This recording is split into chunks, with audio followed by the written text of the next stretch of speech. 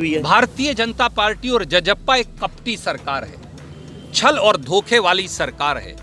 इनका काम लोगों की आंखों में धूल झोंकना। दीप सिंह सुरजेवाला मुख्यमंत्री बनेंगे, कुमारी शैलजा जी को बताऊं वो मुख्यमंत्री बनेंगे, भूपेंद्र सिंह हुड्डा, अगर इसी तरह के नारे लगेंगे तो क्या कांग्रेस पार्टी मजबूत होगी? लगता है कि एक ही मंच में आके आप लोग आने वाले समय के चुनाव में बहुमत हासिल कर पाएंगे? आदरणीय साथी, मैं आज ही राजनीति से रिटायर होने को भी तैयार हूँ, हरियाणा के लिए। कल भूपेंद्र सिंह हुड्डा जी की रैली है, कांग्रेस को मजबूत करने के लिए वो रैली है या किरण चौधरी को कमजोर करने के लिए वो रैली है? देखिए, हर व्यक्ति को अपना अधिकार है, वो हमारे बुजुर्ग हैं, मैं उनका सम्मान करता हूं। अपने अपने तरीके से कांग्रेस पार्टी के कार्यक्रम वो कर रहे हैं। हमारा लक्ष्य केवल एक ही है, जो राहुल गांधी जी ने दिया, जो यहाँ लिखा है, हाथ से हाथ जोड़ो और नए भारत की एक उम्मीद को लेकर आगे बढ़ते जाओ।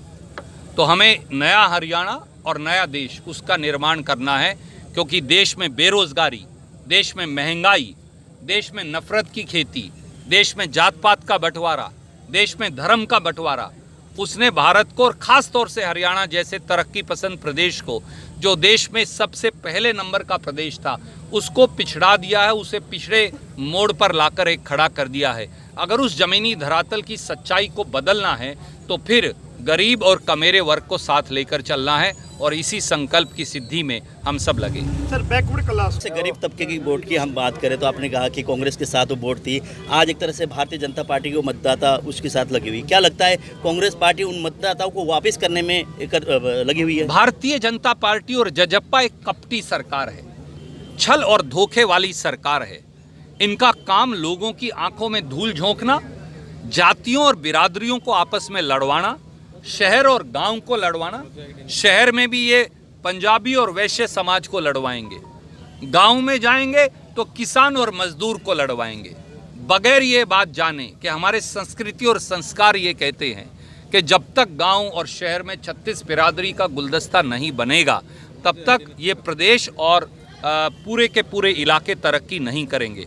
हमारा सबका संकल्प एक कार्यकर्ता के तौर पे यही है कि हमें समाज में जो वैमनस्य फैलाया है, जो बिरादरियों में बंटवारा फैलाया है, उस खाई को पाट कर एक बार फिर समाज को आगे लेकर जाना है। आप जैसे राष्ट्रीय लेवल के नेता है, हर जगह आज यहाँ बात करें तो रणदीप सिंह सुरजेवाला मुख्यमंत्री बनेंगे, कुमारी शैलजा जी को बताऊं वो मुख्यमंत्री बनेंगे, भूपेंद्र सिंह हुड्डा, अगर इसी तरह के नारे लगेंगे तो क्या कांग्रेस पार्टी मजबूत होगी? लगता है कि एक ही मंच में आके आप लोग आने वाले समय के चुनाव में बहुमत हासिल कर पाएंगे? आदरणीय साथी, आकांक्षा रखना बुरी बात नहीं, और आपके साथी हैं वो जोश में हर नेता के प्रति अच्छी बात कहेंगे, उसमें कोई बुराई नहीं। मैं उससे गुरेज नहीं करता, ना उसे गलत मानता।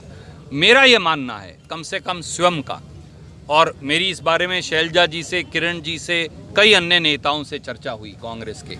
हम सब पहले कांग्रेस के कार्यकर्ता हैं, बाद में नेता हैं, और हमारा काम केवल खुद के लिए सत्ता प्राप्ति नहीं, हमारा काम लोगों की आवाज़ बनकर उनके लिए लड़ना और हरियाणा के लिए एक सकारात्मक एजेंडा बनाना है। अगर हरियाणा कल भाजपा जजप्पा के विषैली सरकार से छुटकारा पा सके, मैं आज ही राजनीति से रिटायर होने को भी तैयार हूँ, हरियाणा के लिए। हरियाणा के 2.5 करोड़ लोग हमारे व्यक्तिगत स्वार्थ से बड़े हैं, परंतु आकांक्षा, इच्छा, जोश, ये सब बातें उसका एक माध्यम है। मैं ये मानता हूँ कि हमारे पास केवल निशाना अर्जुन की तरह मछली की आँख है, और वो मछली की आँख है हरियाणा में सत्ता परिवर्तन और व्यवस्था परिवर्तन, दोनों चीज़ करना।